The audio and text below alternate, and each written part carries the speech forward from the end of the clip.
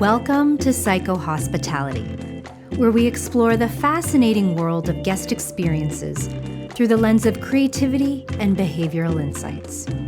I'm your host, Kim Bagayawa from The Essential Hotelier, joined by my partner in creative strategy, Mike Dell, and behavioral science expert, George Quicksmith from Quicksmith Consulting.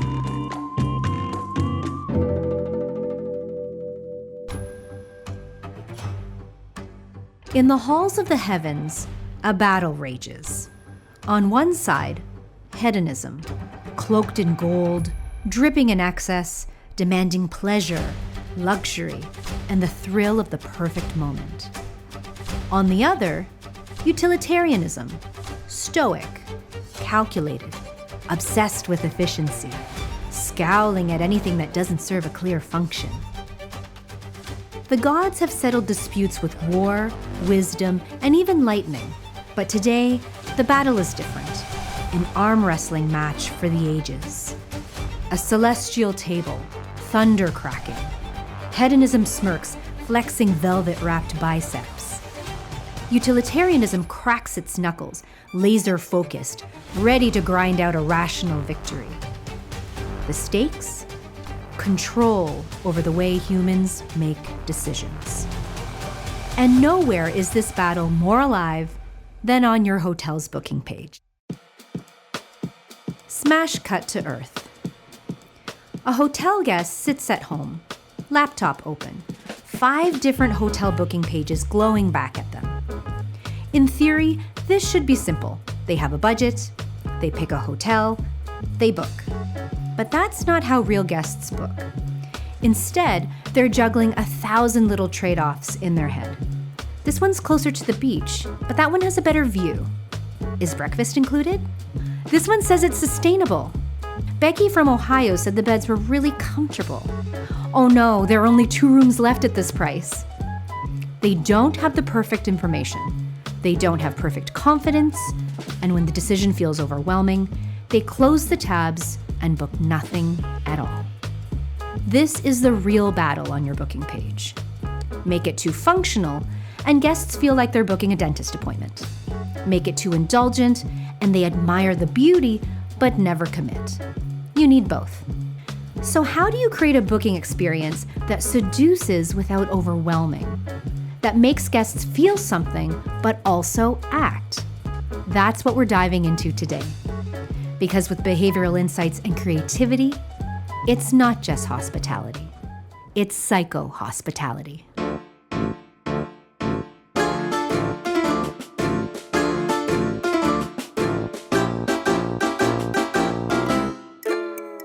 Psycho hospitality. Psycho hospitality. Psycho hospitality.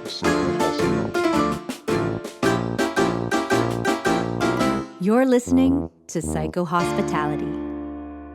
George, Mike, welcome to the podcast. George, tell us a little bit about the science of online bookings. So to kick off our conversation, what's one study or studies or stat that totally surprised you? You know, like something that most hotels wouldn't expect, but should definitely know, or maybe they do know and we just need to hammer this home. Yeah, that's a great question. I mean, there's a whole bunch of studies on this. I don't think I'd quite realized how much of an industry studying online hotel booking is, but there's a big industry out there, and I've been digging into it for a little while.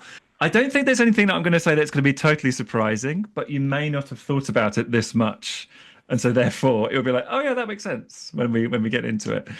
The big thing that affects whether or not people want to book through your website or an OTA instead is trust.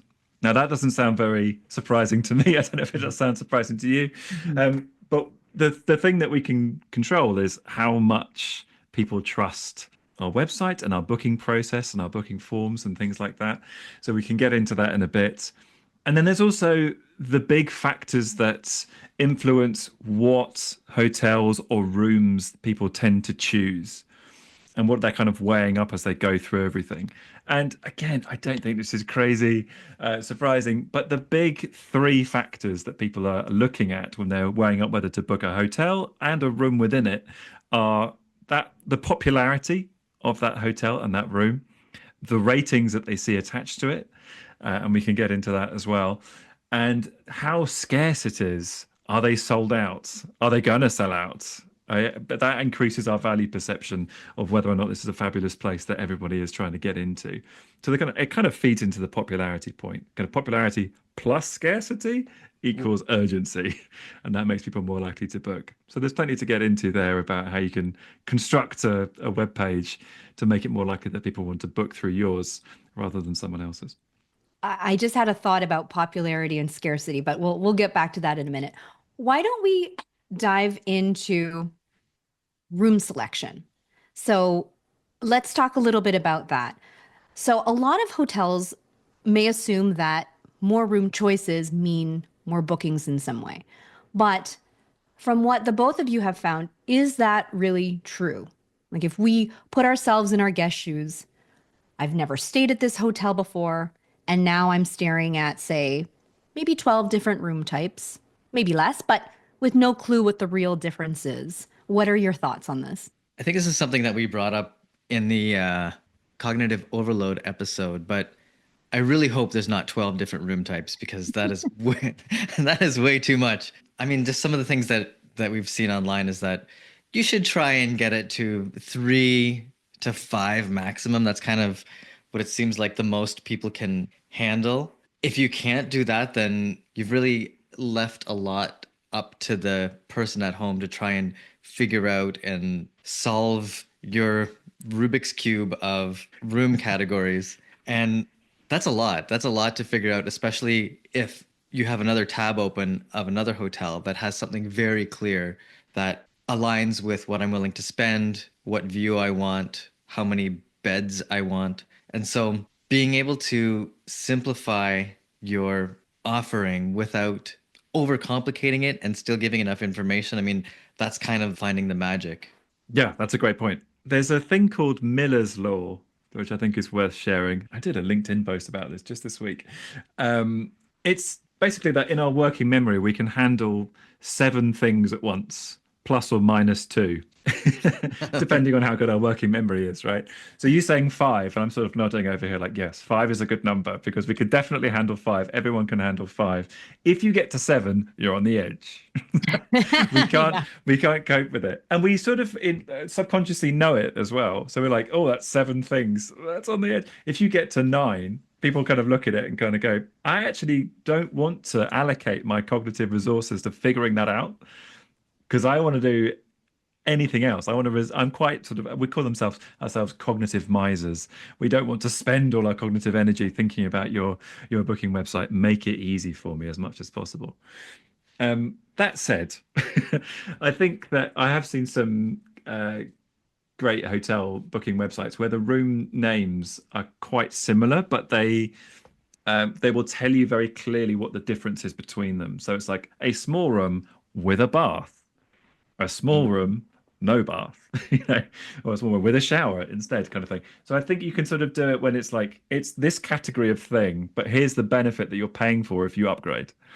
I think you can probably get away with it at that point. But in terms of navigation, 7 plus or minus 2 is a good rule of thumb, I think. You know what that makes me think of is, I don't know if this happens to you, but whenever you're at a restaurant and the host comes and tells you the specials, I can't process specials. When they're just saying like, the appetizer special is this, and then they list all the ingredients, and then I pretty much get 3 ingredients in, and then it's just all white noise to me. But then they go on, and then you have the main special, the dessert special, the drink special, and at that point, it's, what is it, like the Charlie Brown, that one that's just like, it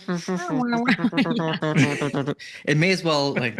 But I find that that's too many room categories. Is the specials thing is the audio version of that to me, where it's like you get a couple in and it just... To the point we just made though, right? If they said, okay, one of our specials today is the beef, and then they went into what kind of beef it is and what kind of trimmings you get with that, right?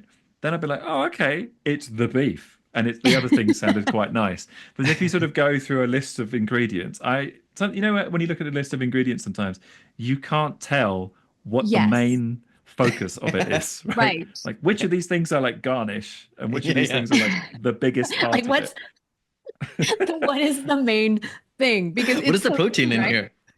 What is And the thing in the rooms, bringing it back, yes, is it's a little room, but it has a bath. Okay. Let's A talk about garnish. this for a second. I like let's talk about garnish. this for a second. I like this about the naming, right? Because I think you can get to a spot where, the names kind of have a flowery name that might align with the brand, but it's missing a sort of utilitarian aspect that doesn't help you identify why I should choose it. Thoughts about that?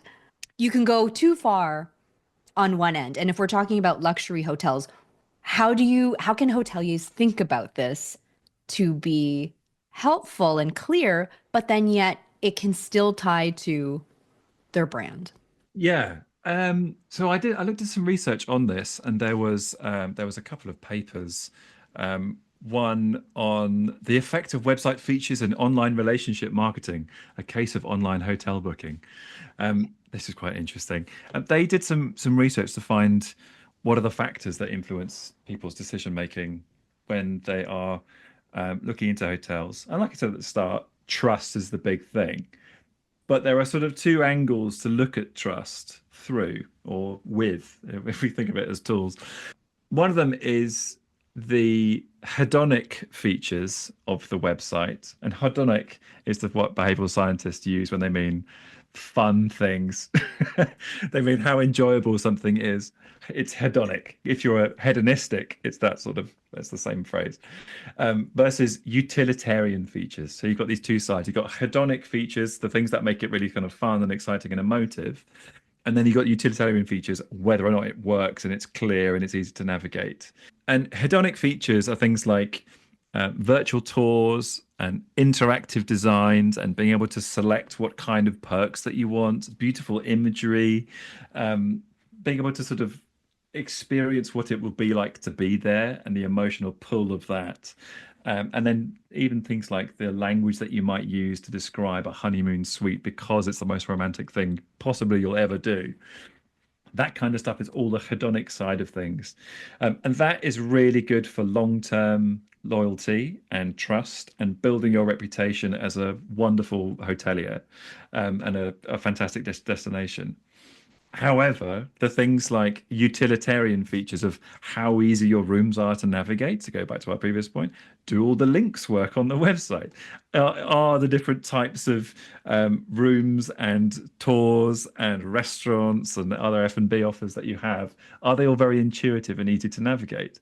If any of that is off, then people are much more conscious of that, and it switches off their trust in you as being a competent hotel and hotelier pretty quickly. So you do need to get them both working together. Probably the utilitarian is the bedrock that you need to get. That's kind of table stakes. And then we can build on that hedonic aspect on top of it, which really builds your brand and builds that long-term loyalty. I was just thinking of a meme that I want to make. Do you remember the cover of Over the Top, the movie with Sylvester Stallone? And the cover is this, remember their arm wrestling? And I feel like the one side is the hedonic and the other side is utilitarian. It is that battle because we've been there where you're trying to make a website and then you're like, oh yeah, I want to get this nice picture in, but oh, it doesn't work on mobile. Or you have this beautiful title that describes exactly what you're seeing and then it doesn't fit on the website. It drops, like it does a line break and you're like, oh, that doesn't work. It is that battle of the hedonic and the utilitarian, like the Over the Top cover. I thought that was Predator. I've got it all wrong. I like this idea of thinking of the utilitarian part as the bedrock, though, because if we bring that back to trust, I think that if certain things aren't working on that level, it breaks the spell of the emotive and the experience things.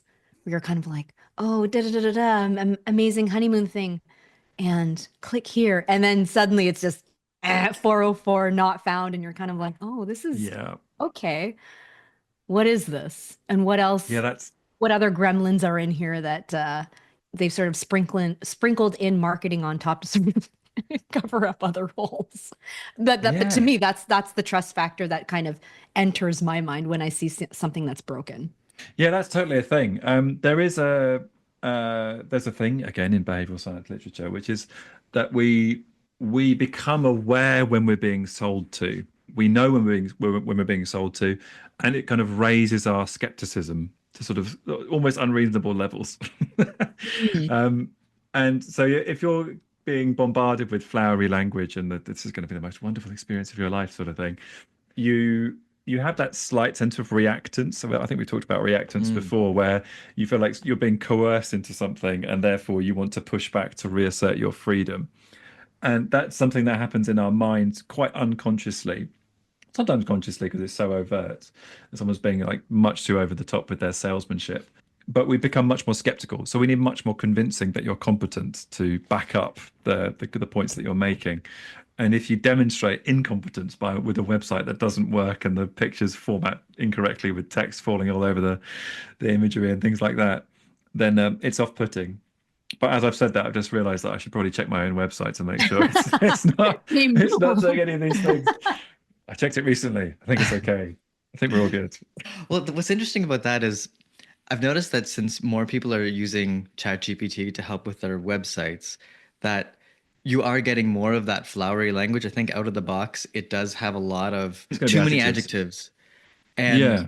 to me, I immediately feel that reactance of like, really, is this breakfast going to be life-changing or is it a nice breakfast?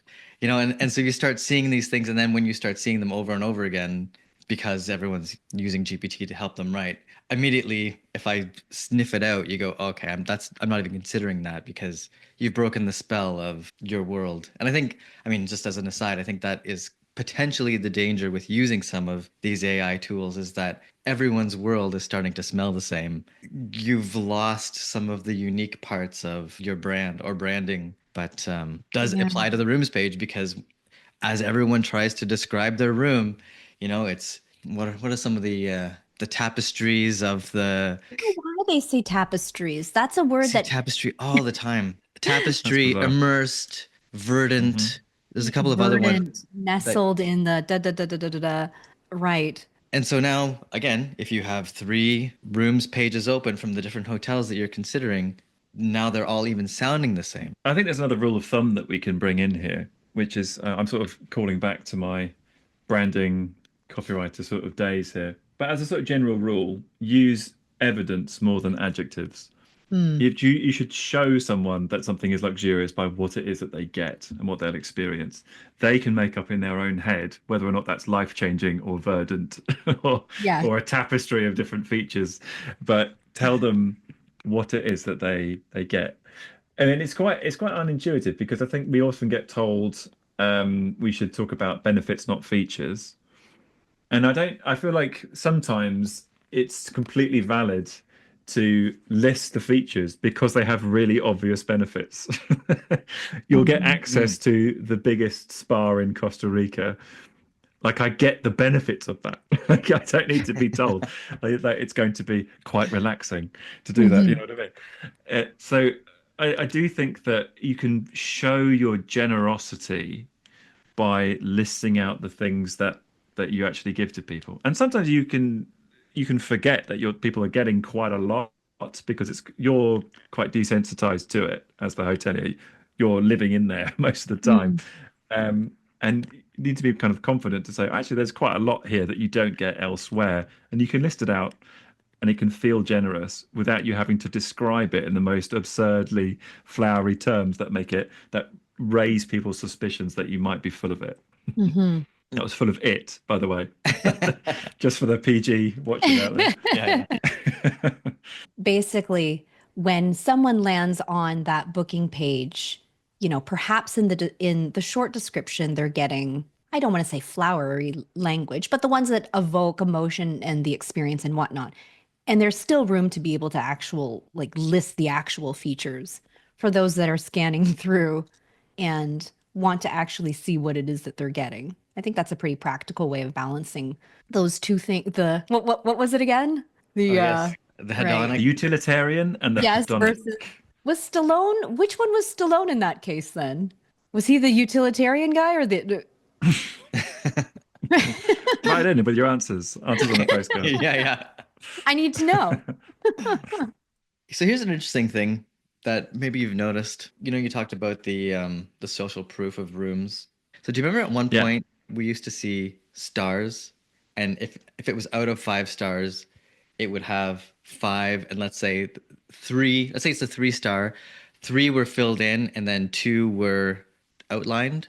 Do you know what I mean? So have you Yeah. noticed now that you actually don't see that anymore? You actually just see a star and then the number next to it. So it'll be a star and then a 3, or a star and then a 5, but we're not actually showing the amount of stars anymore. No, I hadn't noticed that. And then the other thing I've seen next to that is it'll have that, and then it'll have the number of people that have given it the star. So it'll be a star, Yeah. a 3, and then in brackets 2,000, as in 2,000 people have given it that number of stars. As a weird point too, and then now I kind of question whether or not I'm becoming more skeptical or something. But as we've sort of gone into the star rating system and looking at Google reviews or TripAdvisor reviews or what, wherever you go to see reviews for a particular place, I tend to be skeptical when something is 5 stars all across. I'm more trusting to the ones where it's like 4.8 or even 4.9, 4.1, that for whatever reason, to me, it's a little bit like, no, man, you're not getting 5 stars across the board and there's 500 people who've done. I don't believe it. And so I don't know if this is just me or because people are more accustomed to seeing things rated, why that pops up into my mind in terms of the trust factors with the ratings even. Oh, I've got good news, Kim. It's not just you. Like you're not crazy. That's completely normal. There was a study done a few years ago now. I remember hearing the statistic that the most persuasive reviews are the ones that lead to the biggest amounts of click-throughs and potentially add to baskets and things like that in e-commerce. It's 4.3. That's the best score. 4.3. It doesn't ring true for me. I feel like a 4.7, 4.8 is more my cup of tea. But a 4.3 is apparently very believable. And a 5-star is less believable. We can go further than that as well. When people look at a 5-star review, they don't really read it because they assume that you're insane because you've written a 5-star review. They assume that you're so sort of like blown away and happy clappy that there's no useful information in there because all you'll say is it was wonderful, it was great, I had the best time, it was a superb place, lovely views, lovely food. And they won't get any information out of it. People read 4-star reviews because they want to know that it's good, but they want to know what is bad. So they believe 4-star reviews much more. There's another nuance to that as well. Loads, actually. I've looked into this quite a lot.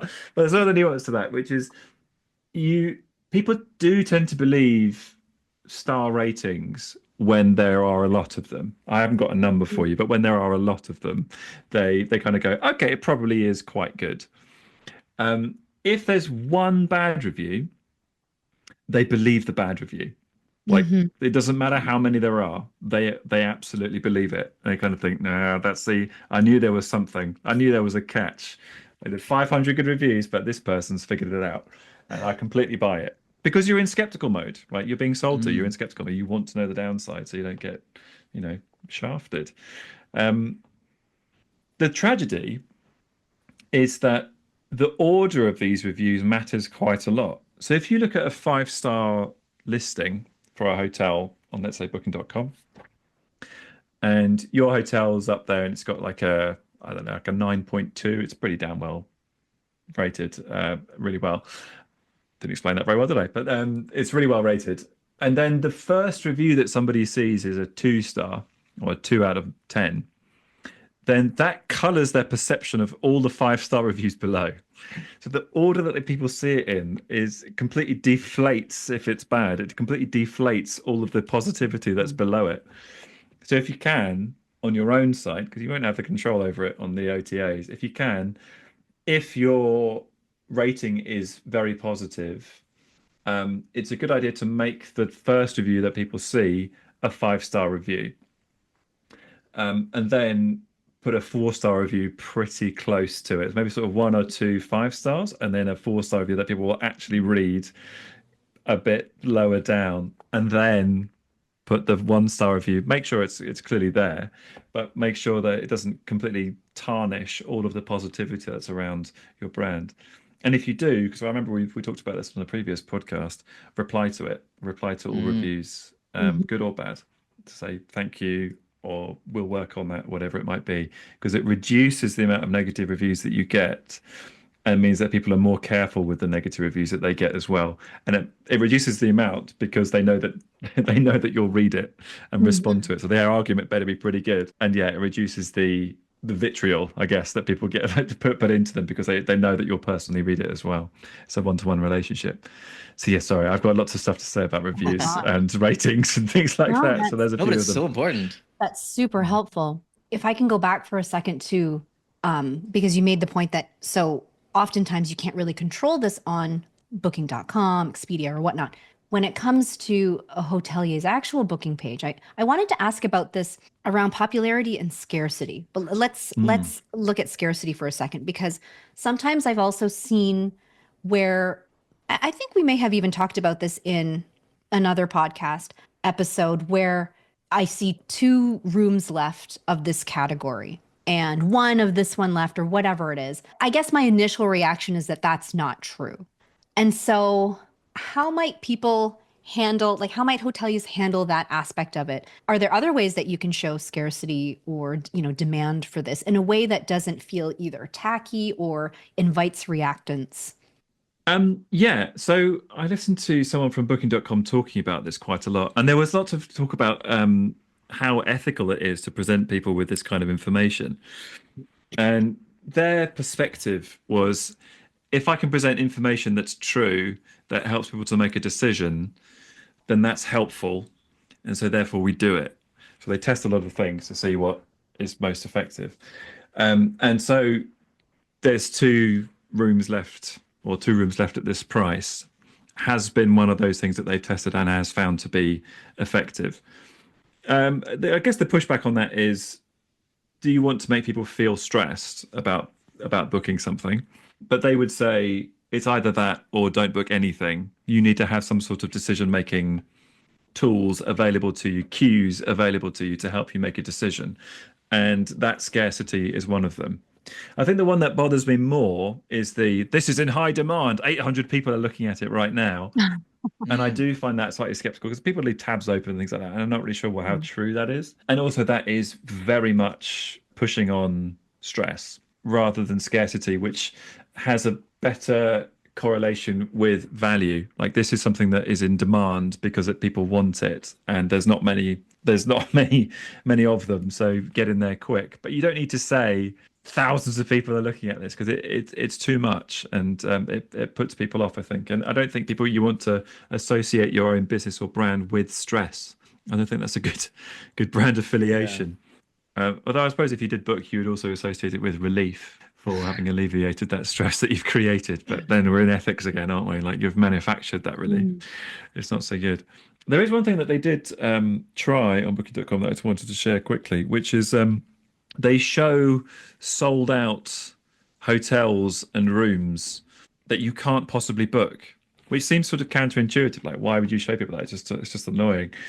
But again, it's one of these cues that they use because they're showing you that this destination that you've decided to go to is very popular, and that if you want to book a holiday or a hotel there, you're going to have to book pretty damn quick. Otherwise, you're going to miss out. So that's why they show that.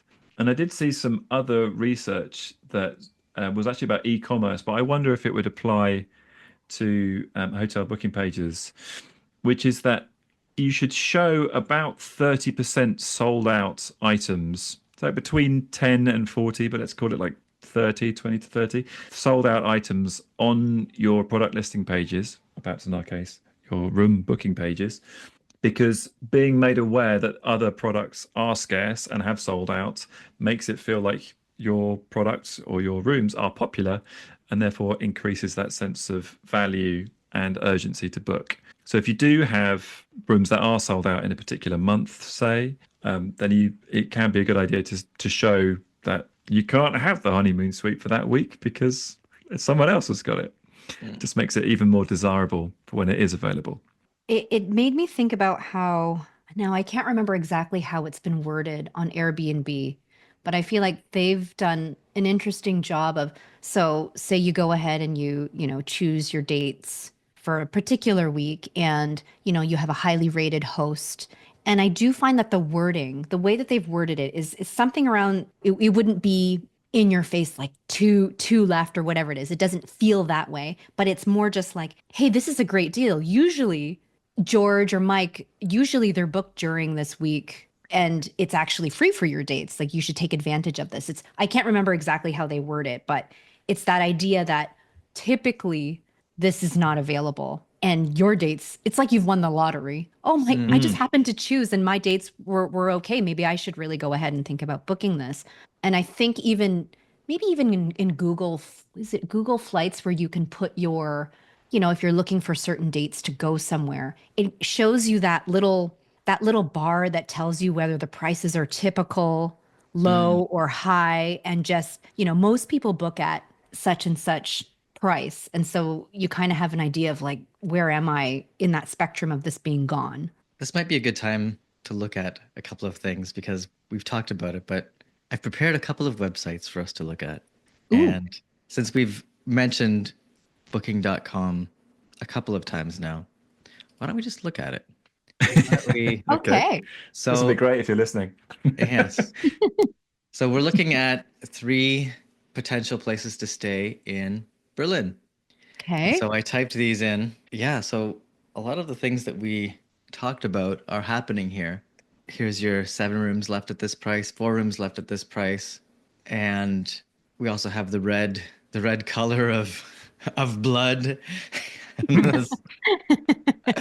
But that I think does add to the stress that you've got, this color selection as well as the green, no prepayment needed, free cancellation. And so I think those definitely add to the stress of these. But then when you see, like, there's so much going on here.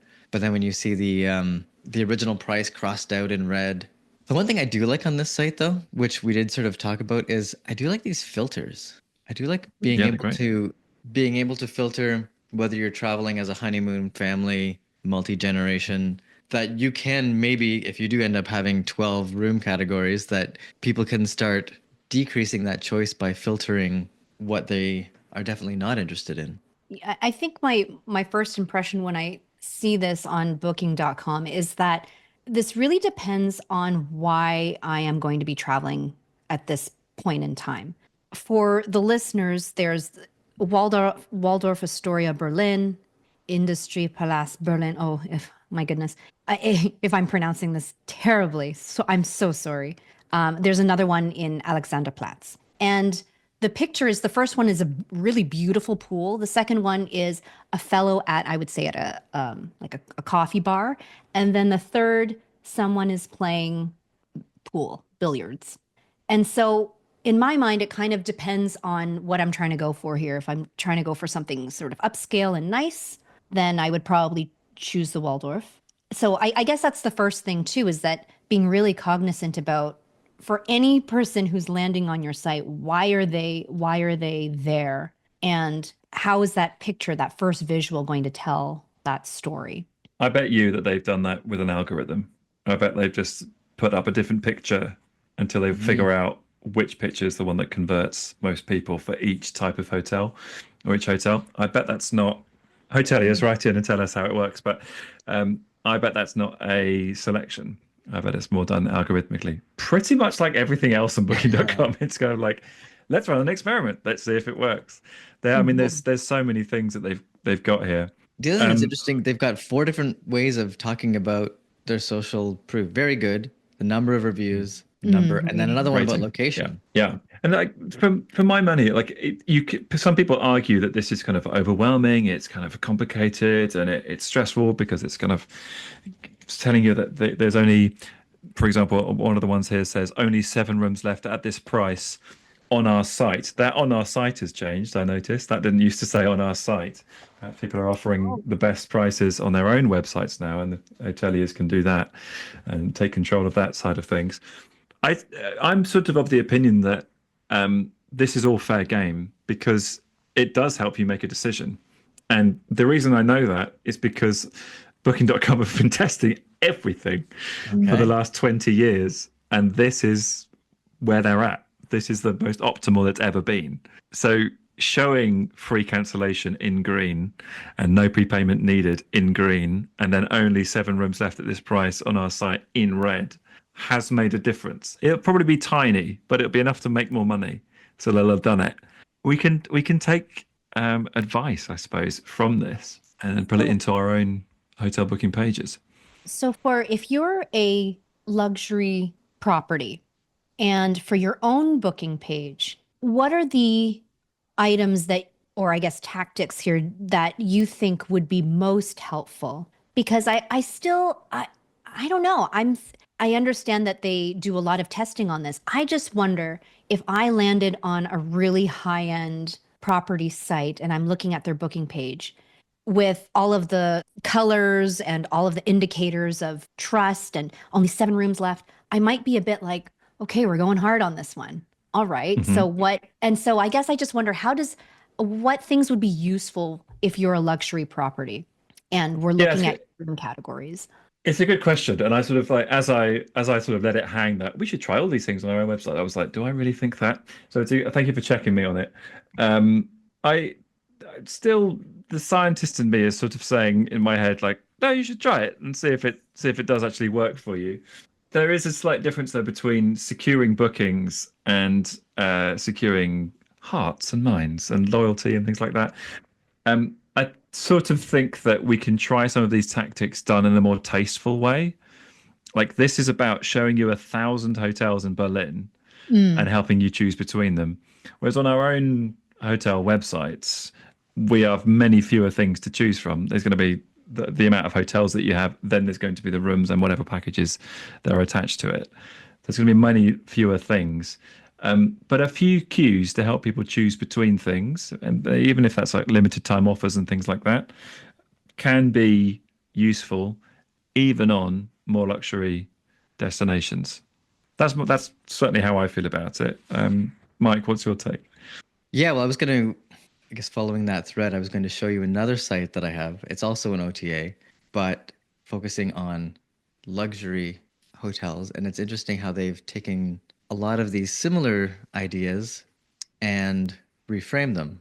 So we're now looking at Mr. and Mrs. Smith. It still has almost the same layout, actually. But interesting how instead of using that, like immediately I'm like, oh, they went with a soft orange instead of the blood red. And even just the size of the fonts, the size of the pictures, things have just the temperature, the stress has actually kind of gone down, even though it's almost the same text. So I thought that was kind of interesting. Yeah, that's reassuring to me because of what I said previously. Like we should try these things out, even in a luxury setting. Oh, they have, and it does work. Good. And so I think I went through, and so when you select one, this is where it gets even more interesting. So let's say you select one of these hotels. You now are brought to this page. So again, orange instead of red. But it is interesting how they really want you to choose this one. They really want, you could feel it immediately. This best available rate versus the non-refundable rate. Yep. Yeah, non-refundable is sort of words that people don't want to see, isn't it? So that's not that surprising. I've got a few things to say about cancellations and deposits and refunds and things like that as well, if you want to get into it. Yeah, this would be a good time. Yeah, so there was a study that I looked into, which was strategic consumer behavior in online hotel booking. How strategic are we? Let's find out. But basically, most people, when looking at hotels to book, are doing so with quite a heavy amount of risk aversion. And that risk aversion is at its highest when they're booking a long time in advance and for a longer stay, because that's more expensive and there's more time for things to go wrong between the two. So those people are more likely to be more swayed by free cancellations. There is an opportunity that provides for us on the hotel booking site, which is that you can actually charge more eventually if you give the people the opportunity to have a free cancellation up front. The danger with offering a free cancellation is fairly obvious, that they'll cancel and then you won't have that booking on the books. But you can potentially alleviate that by saying, we will always give you the best price that we offer on this site. So give a sort of low price guarantee or a fixed price guarantee for the price that you've got. So that prevents people from trying to be all tactical and waiting till the last minute to see if you've you dropped the prices to try and fill the rooms at the last moment, which apparently is a strategic gambler is the type of hotel booker that does that, according to this research. So it's something to be aware of. But if you can say up front that you're going to always offer them the lowest price, then it's less likely that they'll engage in that sort of behavior. They might try, but if what you're saying is true, then they won't need to. And it actually takes the pressure off them to try and do that. It's like, oh, actually, I don't need to get all clever about it. Everything's taken care of. And they're looking out for me. They're on my side. There's a trust building element to that again. And like we said right at the start, trust is key. I guess along those lines, I read something that said if you send an email and remind people that, let's say tomorrow is your last day to cancel and get a full refund, they're actually less likely to cancel. And it probably has to do with trust. Yeah. So because you didn't have to tell them that, but you've been really kind to tell them that. I think there might be laws about that now with things like subscriptions and free trials coming to an end, because they can quite easily roll you over. They have to tell you about it now. But it's a similar sort of thing that when you do get that message, it's like, oh, okay, they care about me potentially getting shafted here. Thank you. Well, let's talk about that for a second. This is absolutely related to online bookings, and there's this window of your pre-stay messaging. Have you seen any hotels using pre-stay messaging in a way that actually made a difference in reducing cancellations? And I guess the other side of that is, if a guest is going to cancel, how can hotels get cancellation notices sooner so they can get the room back in the queue? From the time they reserve, I would say you probably want to be building excitement, and that's in that sort of pre-stay email sequence that you have, sharing recommended tours or videos if there are some of real people, like just things to give them that feedback that they have made a great decision. And why would you want to cancel? You've already come this far. You've made a great decision. You're building anticipation. And so if they do cancel, they would either give you a reason. It would be probably a good reason to cancel, whatever, you can't get the time anymore. But I think it would prevent booking stacking or something where you're just you reserve one just to make sure you have something, but then, you're still shopping around at the same time. I think you can kind of eliminate that by building this relationship. And then the second part of it, if they're going to cancel, I kind of feel like that's an area that people don't really, they want to assume that no one's going to cancel. Yeah. I mean, you want to get those, I think you want to make it as easy as possible to cancel. So like you said, you get it back. You want to know if they're not coming so you can put it back in circulation and have time to sell it again. Because what is it after, with 30 days left, it's expiring like vegetables in the fridge.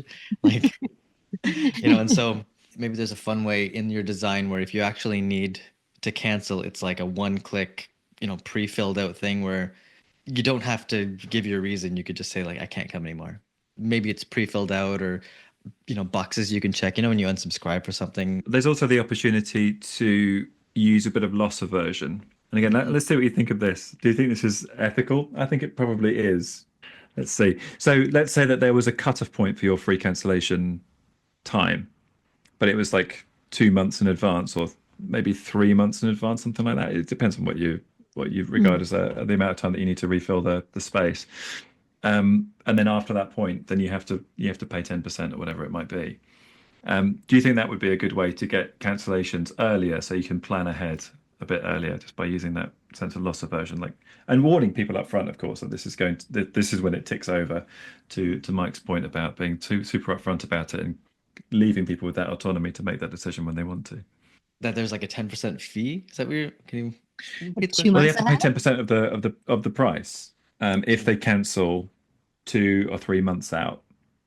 So let's say you've booked something for August, and in May we'll send you a message saying you've got 20 more days until your free cancellation expires, and then if you cancel, you'll have to pay 10%. I think that's okay. I think that forces people to make the decision in time. Maybe another reframe of it would be that, so if I haven't put anything down yet and you told me that my cutoff date was coming and said, like, versus being penalized, being like, but if you're still coming, you can put down $250 towards your da da da da, I would probably more likely pay it because I don't want you to release my room if I'm really going to go. Oh, really? Oh, that's interesting. You Because I know? sort of see it the other way around. Like, because Like, you and I, like with the 10%, you're not actually going to pay the 10% unless you cancel after that date. So you don't actually have to pay right. anything. Whereas in your version, you do have to pay something to secure it.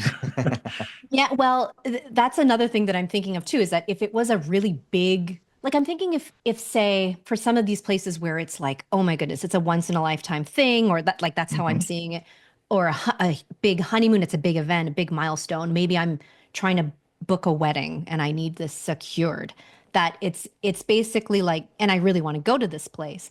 In my mind, I'm kind of okay with putting something up front, and maybe it's earlier on in the process, much Mhm. earlier, if I already know, then I have no problem putting down like, Mm. $100 to be like, yes, I'm definitely coming. Please do not do anything to my booking. And it would be kind of interesting if later on, 20 days before the cancellation, you could put in the penalty. But I already know that I'm okay though, because I'm going.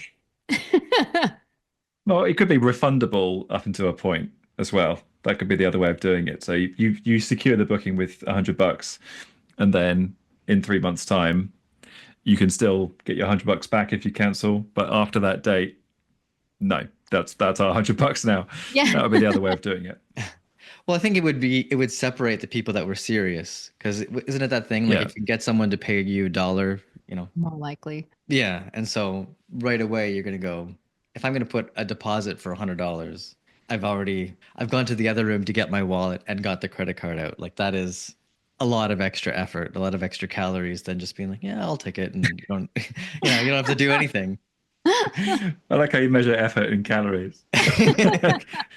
You're burning a lot of energy getting your wallet from the other room and making a few clicks. It all adds up.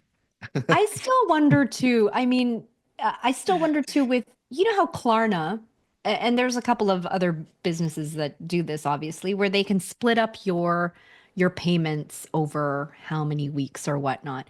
Now, I haven't seen that yet in, the hospitality industry, but I also wonder if that's something that would work. That, Actually, Airbnb has just partnered with Klarna.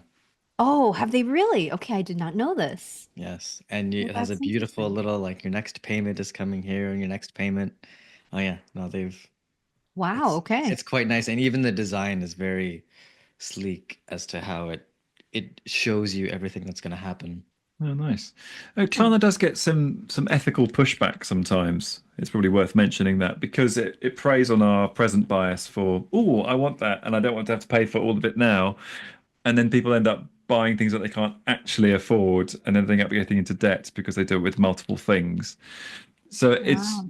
it sort of has to be policed a little bit, I think. I'm not quite sure what the answer to that is just yet because I haven't looked into it too much, but it does get a bad press for that reason. Like, is it manipulative to entice people with things they can't afford and then saddle them with that they're not really thinking too cogently about later because of that idea of temporal discounting? Over time, we value things.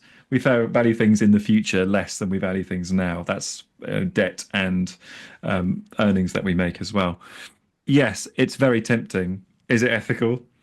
Potentially That up is to a debate. very good They question. also don't charge you interest where, let's say, a credit card Yeah, does. that's true. That's true. And But you most still might. people, But you're still putting it on your credit yeah, card. still, yeah. Yeah, it's still kind of credit. Yeah, yeah. I have another website to show you, and this is from a small Okay. boutique hotel, which actually, full circle, this is the hotel with the peas in the peas story. And so if you haven't listened to Peak End, Oh, this word. story is featured in, this is one of Kim's talking points. So this is the booking page. what a nice surprise. All right, so I'm here now. They have 3 room categories. And when you What are talk they about called, Mike? the white, the green, and the 2-bedroom suite. Oh, okay. I know what I'm getting out of one of three. But okay, I mean, this is pretty straightforward. Book this room.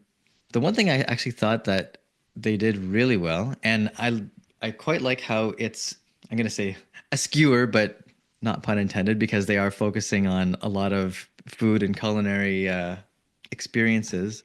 When you go to book this room, 29-day stay, Mike. Wow. You're leaving home. whoops. This hotel is the Wilfred, by the way, in Prince Edward County in Canada. It's a lovely spot. And not a sponsor, just so you know. All right. So what I do like about this place, is that their extra options seem to all be really Oh. tied in with their food program. Oh yeah, champagne and sauna, caviar, champagne, oyster platter.